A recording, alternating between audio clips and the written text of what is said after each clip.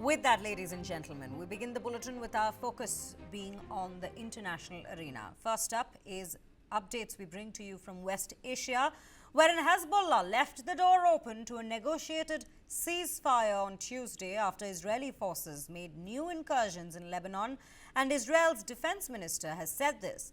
Another senior official from the Iran-backed group appeared to have been killed.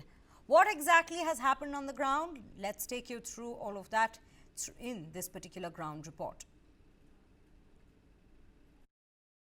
11 days after Israel assassinated Hezbollah leader Hassan Nasrallah in an airstrike on a Beirut suburb, Israel said it had killed his replacement.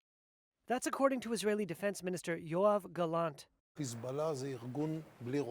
In a video released on Tuesday, Gallant said Hezbollah is an organization without a head.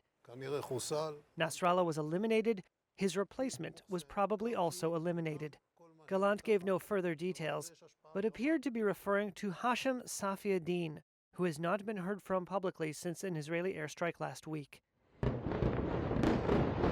Hezbollah has not commented on Gallant's claim. Safiuddin is a cousin to Nasrallah.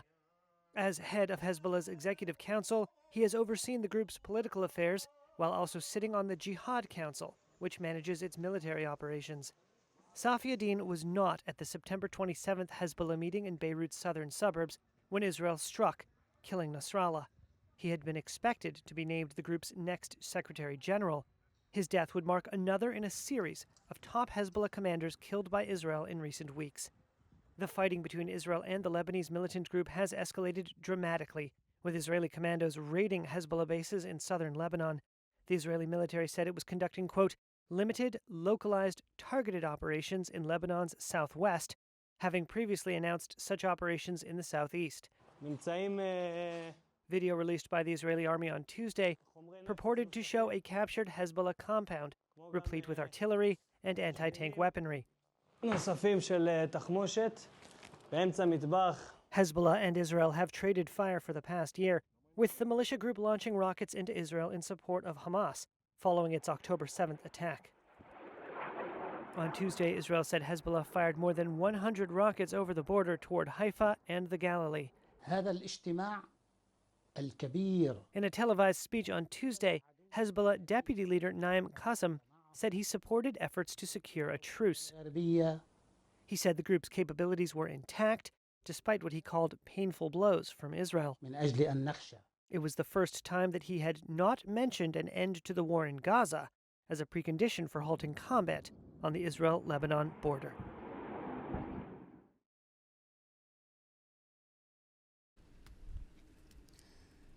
Now, in an address directed to the Lebanese citizens, Israeli Prime Minister Benjamin Netanyahu said that forces had taken out the would-be successors of Hezbollah leader Syed Hassan Nasrallah.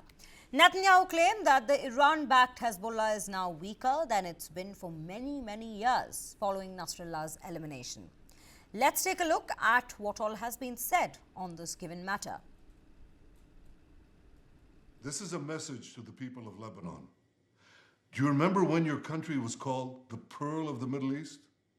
I do. So what happened to Lebanon? A gang of tyrants and terrorists destroyed it. That's what happened. Lebanon was once known for its tolerance, for its beauty. Today, it's a place of chaos, a place of war.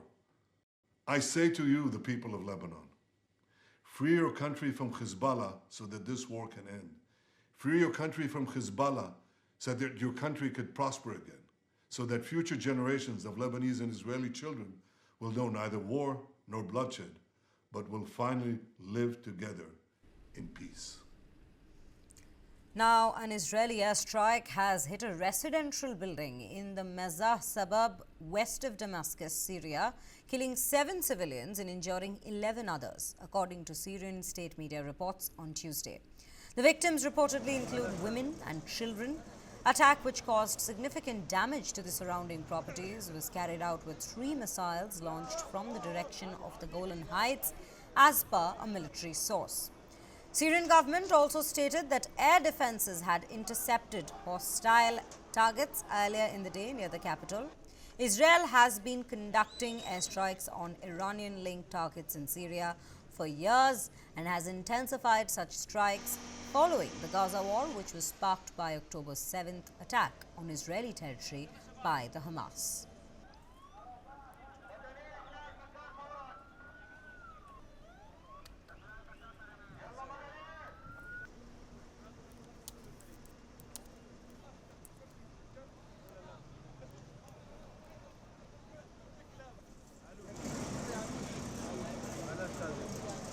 These, in fact, are the visuals that have come in from the very residential area that got hit by the missiles that were launched by the IDF from Golan Heights, targeting this residential area in the west of Damascus in Syria.